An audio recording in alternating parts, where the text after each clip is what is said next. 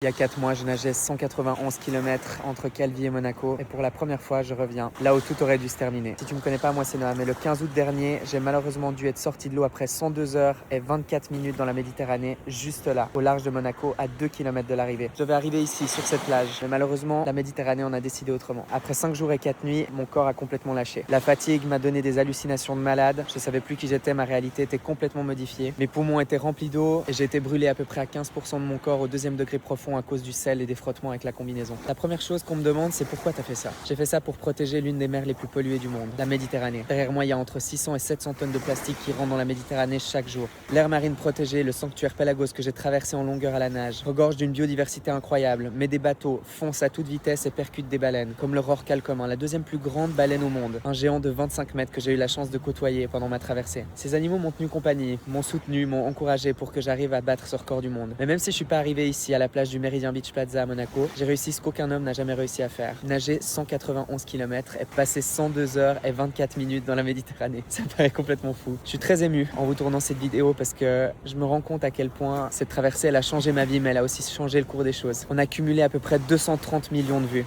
Sachant qu'il y a un peu plus de 60 millions de personnes en France, ça en fait des vues. Bref, je suis content de ce qu'on a réussi à faire, de sensibiliser tous ces gens aux enjeux de la Méditerranée. Et de revenir ici, ça fait bizarre. Mais je suis ici pour vous annoncer que dans quelques jours, je vous partagerai mon prochain défi. Parce que oui, on ne va pas s'arrêter là. La cause a encore besoin de nous et cette planète a besoin d'être défendue. Alors restez connectés parce que la suite s'annonce magique. Prenez soin de vous, des autres et surtout du monde qui vous entoure. Et je vous dis à bientôt pour de prochaines aventures. C'était Nono. Ciao.